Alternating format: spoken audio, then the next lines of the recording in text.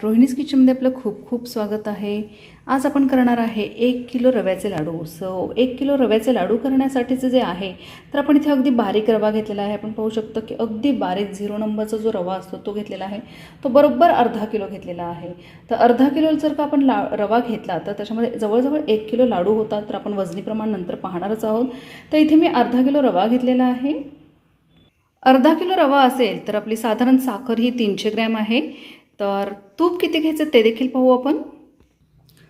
अर्धा किलो रवा, 300 ग्रॅम साखर, तर 200 ग्रॅम आपलं हे तूप आहे। तर आपण रेसिपी करण्यासाठी सुरुवात करूयात। गॅस सुरू करून मी रवा भाजण्यासाठी सुरुवात केलेली आहे। तर अर्धाच किलो रवा आहे, अगदी बारीक असा 0 नंबरचा हा रवा आहे। ही खूप जाड बुडाची अशी कढई घेतलेली आहे। तर जी कढई आपण घेणार आहोत ती पातळ घ्यायची नाही, पातळ बुडाची जाड अशी कढई घ्यायची आहे, जेणेकरून आपला रवा जो आहे तो छान भाजला जाईल। आपल्याला सतत असे हलवतच हा रवा भाजून घ्यायचा आहे, कारण एका ठिकाणी कुठेतरी करपू नये किंवा एखादा कच्चा भाग राहू नये रव्याचा, म्हणून हे आपण हलवून घ्यायचं आहे। तर एक महत्त्वाची गोष्ट अशी की याला खूप भाजायचं नाही, अगदी रवा फक्त गरम झाला पाहिजे, खूप असा रंग बदलायचा नाही, नाहीतर पांढरे शुभ्र असे रव्याचे लाडू होत नाहीत। तर पण रवा कच्चाही नाही राहिला पाहिजे। तर त्याच्यासाठी आपण पाहूया, एक 5 ते 10 मिनिट आपण मध्यम आचेवरती आपण हे रवा भाजून घेणार आहोत। आता माझे जे हे रव्याचे लाडू आहे ते आसाम गुवाहाटीला जाणार आहे। तर साधारण पोहोचण्यासाठी एक कुरिअरनी पडेल तर 4 ते 5 दिवस लागतात। तिथून पुढे मुलंही खाणार आहेत IIT गुवाहाटीमध्ये, तर तिथून पुढे ते आणखीन 8 दिवस खाणार। तर हे लाडू अगदी 15 दिवस ते 1 महिनाभर अगदी छान टिकतात। तर त्याच्यासाठी खास महत्त्वाचे टिप्स आणि टिकण्यासाठी प्लस मऊ राहण्यासाठीची काही एक महत्त्वाची टिप्स आहे जी की आपण पाक करताना वापरणार आहोत। तर अगदी शेवटपर्यंत व्यवस्थित व्हिडिओ पहा। आपण पाहू शकता की साधारण एक 5 मिनिटांमध्ये आपला रवा खूप छान असा हलका झालेला आहे। आपण 200 ग्रॅम जे तूप घेतलेले आहे ते ॲड करणार आहे आणि तूप घातल्यानंतर आपण पुन्हा हा रव्याचे लाडू जे आहेत ते छान होण्यासाठी एक 5 मिनिटं आपण या तुपामध्ये छान भाजून घ्यायचं आहे, छान परतून घ्यायचं आहे, जेणेकरून प्रत्येक कणाला या तुपाचा जो रव्याचा कण आहे त्या प्रत्येक कणामध्ये हे तूप आत गेलं पाहिजे। सो बघा, आपण तुपामध्ये सुद्धा खूप छान भाजून घेणार आहोत रवा। आपली जाड बुडाची कढई असल्यामुळे आपल्याला रवा भाजण्यासाठी वेळ लागत नाही। पातळ असेल जर आपण पातळ कढई घेतली भाजण्यासाठी, रवा भाजण्यासाठी, तर ते फार पटकन करपू शकतं। पण जाड बुडाची कढई घेतल्यामुळे आपला रवा खूप छान एकसारखा भाजला जातो। अगदी एक 5 मिनिटांमध्ये आपला रवा खूप छान भाजून झालेला आहे तुपामध्ये। त्याचा खूप रंगही बदलायचा नाही, पण अगदी रवा भाजलेला एक सुगंध येतो। सो आपण पाहू शकता की आपला रवा खूप छान भाजलेला आहे। सगळ्यात महत्त्वाचं काय तर मी 8 ते 10 असे वेलचीचे जे कण आहेत, बी आहेत, ते घेतलेले आहे। त्याचबरोबर मी इथे 2 लवंग घेतलेले आहे। त्याचबरोबर मी इथे 2 चमचे साखर घेते आहे। त्यामुळे वेलची पूड अगदी होण्यासाठी इझी होते आणि आपली मिक्स पण अगदी छान व्यवस्थित वेलची पूड रव्याच्या लाडवामध्ये होत असते। सो 2 जेव्हा आपण लवंग घेतो, ही अशी लवंग जी आहे ती अशी घ्यायची आहे, ज्यामुळे खूप छान सुगंध येतो आणि त्याला टेस्टसुद्धा खूप छान येते रव्याच्या लाडवाला आणि टिकण्यासाठी सुद्धा मदत होते। तर नक्की ही टिप एक आपण यूज करू शकता। अगदी 2च लवंग घ्यायचे आहेत अर्धा किलोसाठी आणि आपण हे मिक्सरला थोडंसं मिश्रण बारीक करून घेऊ।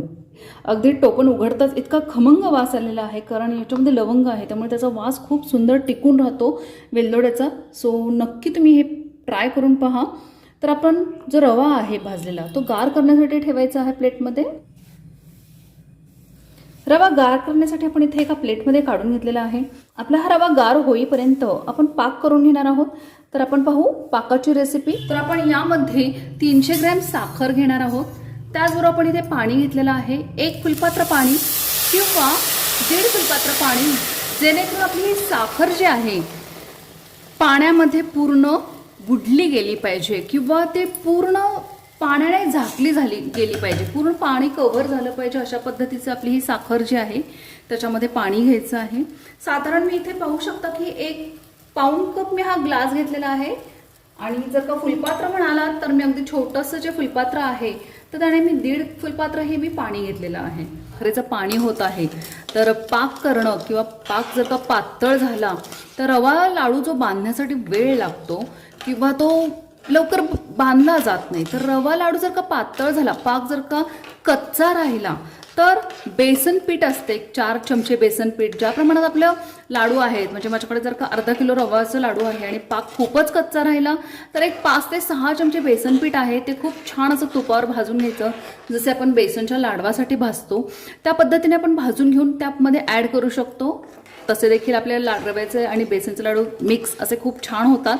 आपला पाक पुढे गेला तर काय करावे? आपला पाक पुढे गेला तर जे रव्याचे लाडू आहेत ते अगदी कडक होतात. तर रव्याचे लाडू अगदी कडक न होण्यासाठी आणखीन एक सगळ्यात महत्त्वाची टीप आपण इथे वापरणार आहोत जेव्हा आपली साखर विरघळणार आहे. त्याचबरोबर पूर्ण जर का कडक झाला रव्याचा लाडू तर ते जर रव्याचे लाडू बांधण्यापूर्वीच आपल्या लक्षात येतं की खूप पाक पुढे गेलेला आहे. अशा वेळेला आपण काय करायचं आहे तर अशा वेळेला थोडंसं पाणी गरम करायचं आहे. एक अर्धी वाटी आपण पाणी गरम करून त्या ज्या पूर्ण आधी गुठळे फोडून घ्यायचे आहेत. रव्याचा पाक जर का पुढे गेला तर गुठळ्या होतात घट्ट घट्ट असे, तर ते फोडून घ्यायचे आहेत. हातावरती पूर्ण असं जर आपल्याला जाणवतं की आपले ते फुटले आहेत, नाही फुटले तर आपण पूर्ण मिक्सरला ते बारीक करू शकतो थोडे थोडे मिश्रण घेऊन. आणि त्याच्यानंतर काय करायचं आहे तर गरम पाणी घ्यायचं आहे एक अर्धी वाटी आणि त्याच्यावर थोडे थोडे थेंब सर्वत्र असे पसरवायचे आहेत, जेणेकरून आपला जो रव्याचा लाडू आहे त्याला एक मॉइश्चर मिळतं आणि रव्याचे लाडू पुन्हा मऊसूत होतात. तर या 3 टिप्स झालेल्या आहेत आपल्या. पाक पुढे गेला तर काय करावे, पाक कच्चा राहिला तर काय करावे, बेसन पीठ वापरावे.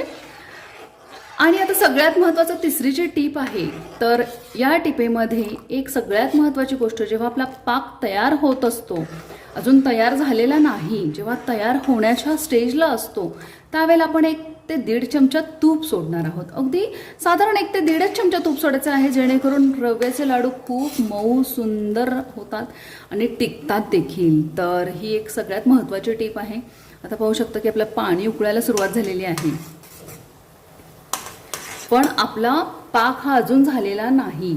तर एक तारी पाक लागतो, त्याचं देखील 2 टिप्स आहेत. पाक कसा ओळखावा तर ते देखील दाखवून घेणार आहे मी तुम्हाला. आता पाण्याला खूप बुडबुडे येऊन गेले होते. आता पाण्याचे जे बुडबुडे आहेत ते कमी होत आलेले आहेत, संत होत आले आहेत. म्हणजेच आता थोडासा पाक तयार होण्यास सुरुवात झालेली आहे, पण अजूनही पाक तयार झालेला नाही. तर पाक तयार झालेला आहे की नाही कसे पाहावे पहा. तर आता मी इथे एक प्लेटमध्ये पाणी घेतलेलं आहे आणि त्याच्यामध्ये मी हे मिश्रण सोडलेलं आहे. तर अजून हे पाण्यामध्ये विरघळतं आहे, म्हणजे अजून गोळी तयार झालेली नाही. लगेचच पुन्हाच मी 1 मिनिट किंवा अर्धा सेकंदामध्येच पुन्हा पाहते आहे. आपण पहिल्यांदा पाहिल्यानंतर 1 मिनिट झालेला आहे आणि त्याचबरोबर मी पाहते की आपला पाक झालेला आहे की नाही. तर अगदी थोडासा असा कडेचा पाक आपण घ्यायचा आहे, जेणेकरून आपल्या लक्षात येतो की आपला पाक झालेला आहे की नाही. तर मी पुन्हा पाण्यामध्ये सोडते आहे. आता आपण पाहू शकता की अगदी घट्ट पाक झालेला आहे, जेणेकरून आपल्याला पडताना हा असा जाणवत होता. तर आपण मी गॅस बंद केलेला आहे. आणखीन एक दुसरी टीप अशी आहे की आपला पाक झालेला आहे की नाही ओळखण्यासाठी हा जो कडेचा पोर्शन आहे पाकामधला तोच थोडासा घ्यायचा आहे आणि एक कोरडी जी प्लेट आहे त्या प्लेटमध्ये आपण हे मिश्रण घेणार. बघा घालताना देखील थेंब खूप असं घट्ट येतो आहे. तर आपण पाहू शकता की हा जो पाक आहे तो झालेला आहे. अशा पद्धतीने ह्याची तार चिकटपणा आलेला आहे. आपण बंद करून घेतलेला आहे. गॅस बंद केल्यानंतर आपण यामध्ये 1 चमचा तूप सोडणार आहे. मी जे मेल्ट केलेलं तूप आहे ते 1 चमचा मी याच्यामध्ये तूप सोडलेलं आहे. त्यामुळे लाडू खूप छान मऊसूत होतात. त्याचबरोबर आता आपण इथे जी वेलची पूड केलेली आहे त्याच्यामध्ये देखील साखर आहे. तर वेलची पूड जी केलेली आहे तर ती आपण ॲड करणार आहे. जी वेलची पूड आपण केलेली आहे ती साधारण 1 चमचा मी इथे ॲड करते आहे. वेलची पूड साधारण 2 चमचे झालेली आहे. तुम्ही दुसऱ्या गोष्टी सुद्धा तुम्ही दुसऱ्या लाडूसाठी सुद्धा हे पदार्थ वापरू शकता. तर इथे 1 ते 1.5 चमचा मी वेलची पावडर घेते आहे, कारण की वेलची पावडरने खूप सुंदर असं खमंगपणा येतो. मग ही जी वेलची पावडर आहे ती आपल्याला याच्यामध्ये विरघळून घ्यायची आहे, कारण आपलं जे पाक आहे तो अजून देखील गरम आहे. तर आता आपला पाक तयार झालेला आहे. आता यामध्ये जे आपले रवा आपण गार करण्यासाठी, थंड करण्यासाठी ठेवलेलं मिश्रण आहे रव्याचं, ते आपण याच्यामध्ये ॲड करणार आहे. आपला पाक गरम आहे पण उकळत नाही, आपला गॅस बंद आहे. आता या पाकामध्ये आपण रवा जो भाजलेला आहे तो आपण मिश्रण मिक्स करून घेणार आहे. रवा याच्यामध्ये असा ॲड केलेला आहे. आपण पाहू शकता की आपल्याला वाटत आहे की अगदी पातळ असं हे झालेलं आहे मिश्रण, पण एक 10 ते 15 मिनिटानंतर आपण पुन्हा जर का मिश्रण पाहिले तर आपले मिश्रण हे थोडंसं घट्ट झालेलं असतं. सो आपण पाहू शकता की आपली वेलची जायफळ पावडर किंवा वेलची आणि लवंग पावडर, जर का जायफळ असेल तर आपण जायफळ देखील पावडर यूज करू शकतो, पण माझ्याकडे मी आज जायफळ पावडर असताना देखील मी वापरलेली नाही, तर थोडंसं कडवटपणा जायफळाने येतो म्हणून मी वापरलेली नाही, किंवा लवंग वापरल्यामुळे आपण जायफळ वापरलेली नाही. सो अगदी खूप छान असं मिश्रण तयार झालेलं आहे. आता याला झाकून एक आपण 10 ते 15 मिनिटं ठेवणार आहोत.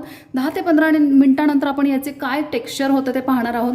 आता तुम्हाला अगदी झूम करून जवळून दाखवते की असं पातळ हे मिश्रण झालेलं आहे, पण एक 10 मिनिटानंतर हे मिश्रण कसे होते आपण पाहणार आहोत. एक 10 ते 15 मिनिटे होऊन गेलेले आहेत आणि आता आपण पाहू हे मिश्रण कसे झालेले आहे. त्यामुळे हे मिश्रण खूप छान असं मस्त लाडू खूप सुंदर होणार आहेत आपले मऊसूत. तर आता घट्ट झालेलं आहे मिश्रण. आपण पाहू शकता की अगदी जे मगाशी पातळ असं घसरत होतं खाली ते अगदी घट्ट झालेलं आहे. तर आणखीन एक तासानंतर आपण जे हे मिश्रण आहे ते पुन्हा हलवणार आहोत आणि मग त्याचे लाडू वळणार आहोत. तर आणखीन हे मिश्रण गरम आहे. आता पाहू शकता आपण अगदी मिश्रण गरम आहे. थंड झाल्यानंतरच आपण याचे लाडू वळायचे आहेत. तर गरम आहे. सो आणखीन एक तासभर आपण हे मिश्रण असंच ठेवणार आहोत. आता आपलं मिश्रण जवळजवळ 1 ते 1.5 तास झालेलं आहे. तर आता आपण असे बदामाचे काप आणि मणुके घेतलेले आहेत. आता आपण पाहू हे मिश्रण कसं झालेलं आहे. मगाशी देखील सुरुवातीला अगदी पातळ होतं, मग मगाशी आपण जेव्हा हलवलं तेव्हा ते घट्ट होतं. आता अतिशय घट्ट असं हे पदार्थ झालेला आहे. आपण पाहू शकता, पण आपण अगदी पाक बरोबर केलेला होता. तर 1 ते 1.5 तासानंतर मात्र एवढं कडक झालेलं आहे. तर आता जर का म्हणजे आपला पाक जर का पुढे गेला असेल तर काय करावे. तर थोडंसं 1-2 चमचे, माझ्या माहितीप्रमाणे हे पाक पुढे गेलेलं नाही आहे, कारण की हे काय लाडू जो आहे ते मऊ आहेत. फक्त आपल्याला आता हे जे मिश्रण आहे ते पूर्ण असं सेपरेट करून घ्यावं लागणार आहे आणि हाताने थोडंसं त्याला मऊ करून घ्यावं लागणार आहे. म्हणजे ॲक्च्युली तुपामुळे ते खूप मऊ आहेत, पण हे जे मिश्रण आहे ते आता अशा पद्धतीने आपण हाताने जरासं फोडून घ्यायचं आहे. मिश्रण आहे ते अगदी सळसळीत मस्त झालेलं आहे. पण इकडे बघायला गेलो तर आपला अगदी लाडू देखील सुंदर वळतो आहे. आपण पाहू शकता की आपण पाहू शकता की जो लाडू देखील आहे तो अगदी परफेक्ट वळला गेलेला आहे, मऊसूत झालेला आहे. आपल्याला एक्स्ट्रा काहीही करायची गरज नाही हे आपल्याला दिसत आहे. तर आपण इथे जे मिश्रण आहे ते एकसारखं फक्त केलेलं आहे. त्याचबरोबर आपण इथे एक मणुका आणि एक बदामाचा काप आपण इथे लावून घेतो आहे आणि असं पुन्हा असे सगळे लाडू आपण वळतो आहे. तर तुपातले लाडू असल्यामुळे अगदी हाताला तूप लागतं आहे आणि खूप असा मऊसूत हा लाडू झालेला आहे. आपण पाहू शकता की मी अगदी मऊ झालेला आहे लाडू, अतिशय मऊ झालेला आहे. पण तो 1 तासानंतर किंवा आणखीन 1-2 दिवसानंतर तो पुन्हा थोडासा कठीण होतो. म्हणून अगदी मऊ आहे म्हणून याच्यामध्ये काहीही करायला जाऊ नका. पण अतिशय सुंदर असा हा लाडू झालेला आहे. आपण पाहू शकता अशा मोदकाचे जे साचे असतात त्यामध्ये देखील आपण हे लाडू करू शकतो. तर फक्त हे जे सारण आहे आपलं लाडवाचं इतकं छान झालेलं आहे की याच्यामध्ये तो संपूर्ण आकार अगदी परफेक्ट येतो. ज्या रेषा आहेत त्या छान येण्यासाठी आपण इथे असं घट्ट हे केलेलं आहे, दाबून भरलेलं आहे. आणि आपण पाहू शकता की अगदी सुरेख असं हा रव्याचा लाडू याच्यामध्ये तयार झालेला आहे. सो आपली मस्त असे लाडू आपले तयार झालेले आहेत. तर 1 किलो 111 ग्रॅम असे आपले हे लाडू तयार झालेले आहेत. अर्धा किलो रव्यामध्ये आपले मस्त असे लाडू तयार झालेले आहेत आणि अगदी सुंदर असे आकार त्याचे झालेले आहेत. कुठेही तो लाडू असा मऊ पडला नाही किंवा खाली झाला नाही. अगदी मोदक देखील इतके सॉफ्ट मस्त झालेले आहेत. तर तुम्ही अगदी अशी रेसिपी नक्की करून पहा आणि रेसिपी आवडली असल्यास लाईक, शेअर आणि सबस्क्राईब नक्की करा. कमेंट बॉक्समधून आपण नक्की सांगा की आपण कुठून हा व्हिडिओ पाहत आहात आणि रेसिपी करून पाहिल्यानंतर त्याचा रिप्लाय नक्की द्या. So thank you so much for watching this video आणि अशाच नवीन नवीन रेसिपी पाहण्यासाठी आपण ट्यून राहू. थँक्यू.